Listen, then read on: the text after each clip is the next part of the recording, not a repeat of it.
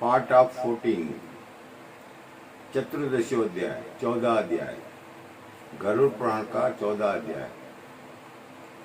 गरुड़ जी बोले कि हे दया के निदान भगवान, यमलोक कितना बड़ा है, कैसा है, किसने बनाया, उसकी सभा कैसी है, उसमें धर्मराज किनके साथ में रहते हैं तथा जिन धर्म मार्गों से धर्मात्मा लोग धर्मराज के मंदिर को जाते हैं उन धर्मों तथा मार्गों का मुझसे कहिए। श्री भगवान बोले, कहते हैं कि गरुड़ सुनिए, जो नारद आश्री ऋषियों से जाने योग्य हैं वह सुंदर धर्मराज का नगर बड़े पुण्यों से मिलता है। दक्षिण और नक्षत्र के बीच में जो व्यवस्थित धर्मराज का पुर है वह सब ब्रज का बना हुआ है, जिसको देवता और असुर भी भेद नहीं सकते। यह चौकोर है, उसके 4 दरवाजे हैं, ऊंचे ऊंचे परकोटों 4 दीवारों से घिरा है और उसका प्रमाण 1000 योजन 4000 कोस का कहा जाता है। उस पुर में चित्रगुप्त जी का सुंदर मंदिर है। वह 25 योजन चौड़ा और लंबा है तथा 10 योजन ऊंचा, बहुत सुंदर और लोहे के परकोटों से घिरा है। उसमें आने जाने के लिए सैकड़ों गलियां और वह पताका ध्वजाओं से सुषुप्त है तथा विमानों से भरा है। गाने बजाने के शब्दों से शब्दायमान है। कुशल होशियार चित्रों से चित्रित और देवताओं के राजा दिव्यों से बनाया हुआ है। फुलवारी और बागों में रमणी है, वहाँ अनेक प्रकार के पक्षी बोल रहे हैं। गदर और अप्सराओं से चारों ओर घिरा है। उस नगर की सभा में अपने अति अद्भुत आसन पर चित्रगुप्त विराजमान होकर मनुष्य की आयु ठीक ठीक गिना करते हैं। वे चित्रगुप्त पुण्य और पाप को लिखने में कमी नहीं भूलते। जिसने जैसा शुभ या अशुभ कर्म इकट्ठा किया है वही सब चित्रगुप्त की आज्ञा से भोगना पड़ता। चित्रगुप्त के स्थान से पूर्व की ओर जवर का विशाल घर है। दक्षिण की ओर शल, मकड़ी और स्फोट, छाला पड़ना आदि का स्थान है तथा पश्चिम की ओर कालपाश, अजीर्ण और अरुच रोग का संस्थान है। उत्तर की ओर राजरोग और पांडु रोग का ईशान कोण में शिर पीड़ा और आग्नेय कोण में मूर्छा का स्थान है। नक्षत्र कोण में अतिसार, वायव्य कोण में शीत और दाह का स्थान है। इसी प्रकार अन्य व्याधियों से वह चित्रगुप्त का स्थान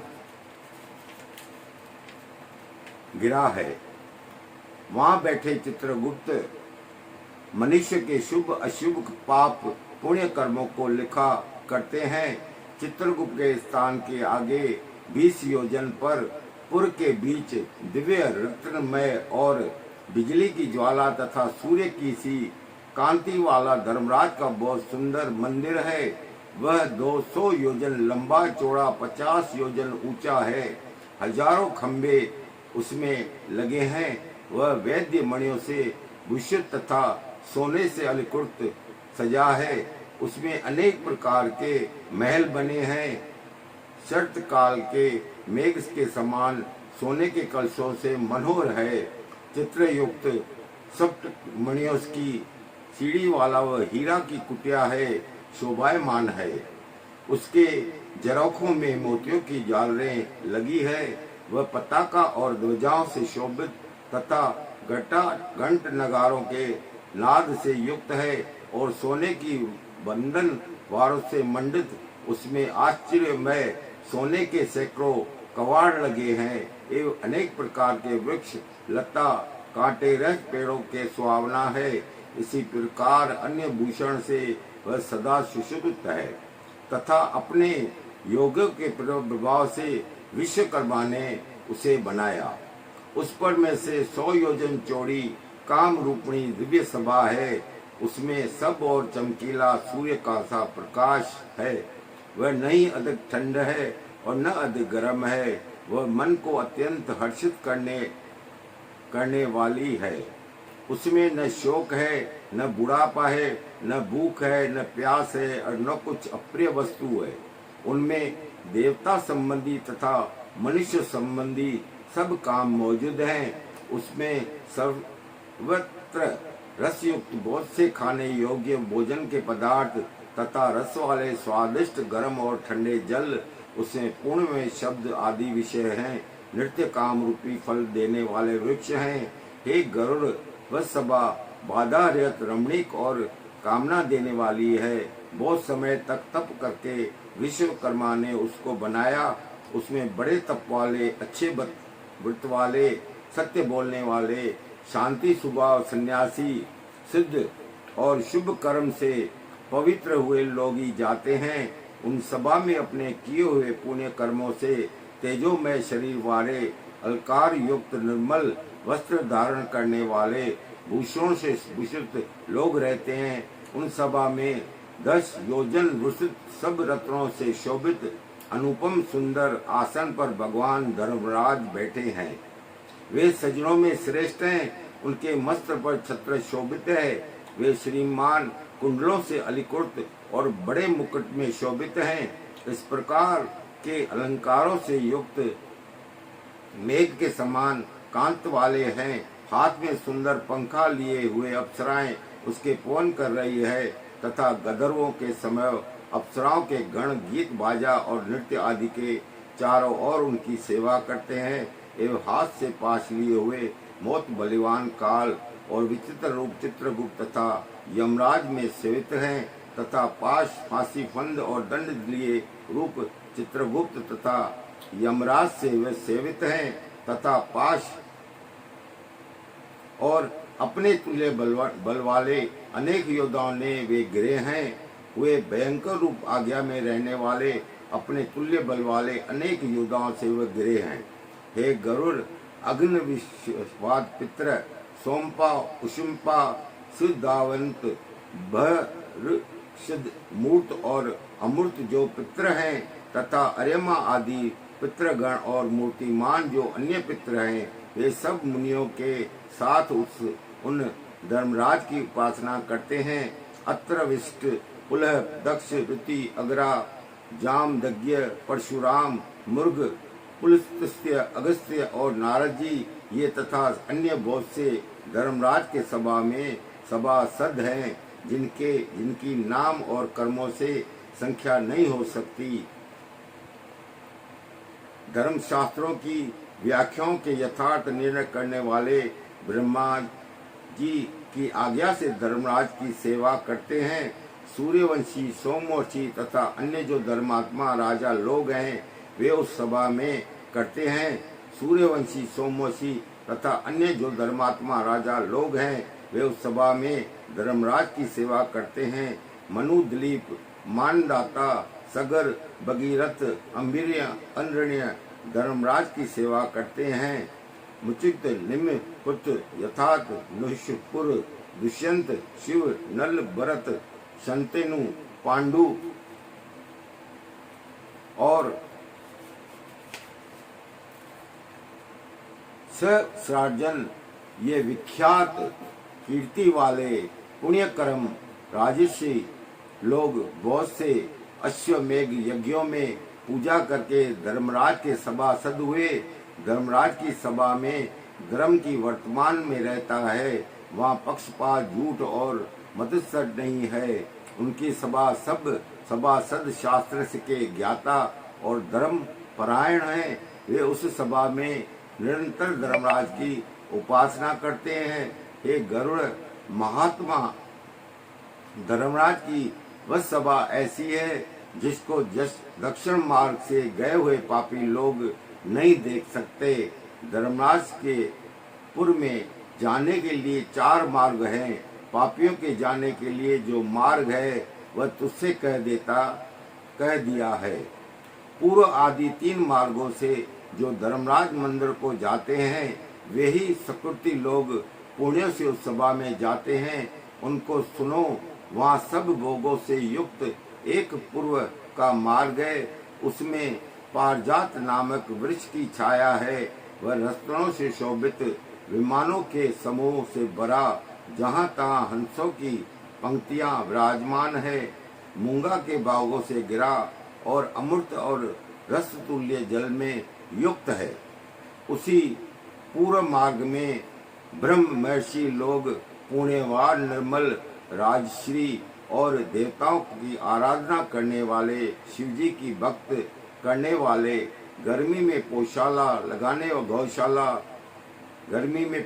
लगाने वाले, माघ में लकड़ी देने वाले तथा वर्षा ऋतु में जो विरक्त लोगों को दान मान से आश्रय देने वाले और दुखों को मीठे वचन कहकर आश्रय देने वाले वे लोग, और जो सत्य तथा धर्म में रत हैं और क्रोध तथा लोभ रहते हैं, वे पिता माता के भक्त और गुरु की सेवा करने वाले, भूमि घर गौ और विद्या का दान करने वाले, पुराण के बाँचने वाले, सुनने वाले तथा सप्ताह आदि प्राण करने वाले, ये सुकृति लोग तथा अन्य जो पूर्व द्वार में प्रवेश करने वाले सुशील और शुद्धि बुद्धि वाले हैं, सब धर्मराज की सभा में जाते हैं।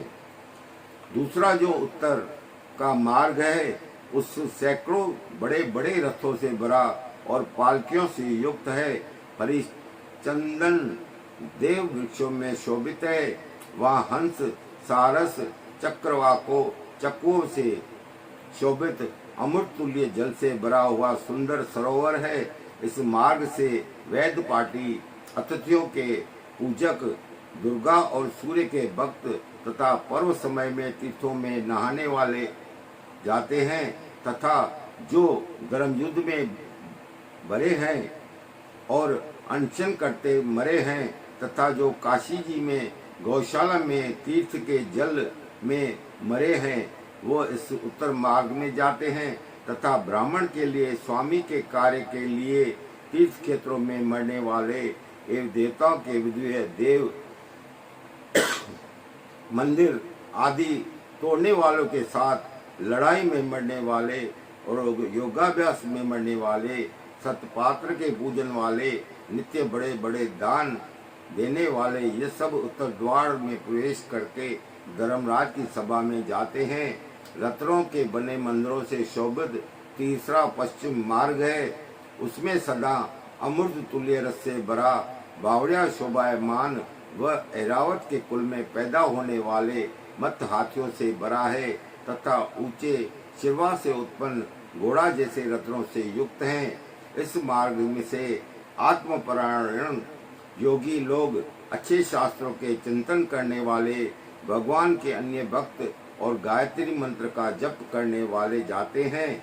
पराई हिस्सा, पराया धन, पराया बात से जो रहता है, अपनी स्त्री के स्मरण करने वाले सज्जन, अग्नोत्र करने वाले, वेद का पाठ करने वाले, ब्रह्मचर्य व्रत धारण करने वाले, वानप्रस्थ तपस्वी लोग तथा श्री पादक संज्ञक सन्यासी, जिनके लिए कंकड़ पत्थर और सोना बराबर है, ज्ञान और वैराग्य से युक्त सब प्राणियों का हित करने वाले, शिव विष्णु उपासक तथा कर्म को ब्रह्म के अर्पण करने वाले, तथा तीनों क्षीणों से मुक्त, सदा पंच यज्ञ करने वाले, पितरों का श्राद्ध करने वाले, समय पर संध्या पासन करने वाले, नीचों की संगत से रहित सत्संग करने वाले, ये सब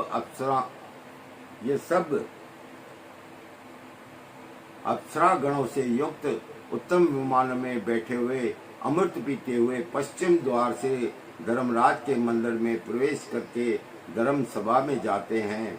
यमराज उन आए हुए लोगों को देखकर बारंबार स्वागत करते हैं और खड़े होकर उनके सामने उस समय से चारों भुजाओं से शंख चक्र गदा तथा बैठने को सिंहासन देते हैं, नमस्कार करते हैं, पाद और अर्घ्य देते हैं, फिर चंदन आदि से उनकी पूजा करते हैं और कहते हैं कि हे माँ सदो, इस ज्ञानी को आदर से नमस्कार करो, ये मेरे मंडल को छोड़कर ब्रह्म लोक को चला जाएगा। हे बुद्धिमानों श्रेष्ठ, मनुष्य का शरीर पाकर नित्य नैमित्तिक कर्म का साधन नहीं करता है वो घोर नरक में जाता है। स्तर धर्म को सचित करता है वही एक बुद्धिमान मनुष्य है। इसलिए सब प्रकार का यत्न करके धर्म का सचय करना चाहिए। आप लोग सब भागों में युक्त पुण्य वाले स्थान को देवताओं से पूजित और मुनीश्वरों से स्तुत किए गए विमानों पर बैठकर परम सिद्ध की परम पद को जाते हैं और कोई बड़े आदर धर्म सभा में ही रह जाते हैं। वहाँ कल्प भर रहकर और दिव्य भोगों को भोगकर शेष पुण्य में पवित्र दर्शन वाले मनुष्य शरीर को पाता है तथा बड़ा धनवान सब कुछ जानने वाला सब शास्त्रों में चतुर फिर आत्मा के विचार में परम गत को प्राप्त है। हे गरुड़, तुमने जो हिमालय का हाल पूछा वह सब तुमसे कह दिया। इसको जो मनुष्य भक्ति से सुनता है वह धर्मराज की सभा में जाता है। गरुड़ पुराण का अध्याय 14 समाप्त हुआ। बोल गरुड़ भगवान की जय। बोल कृष्ण कन्हैया लाल की।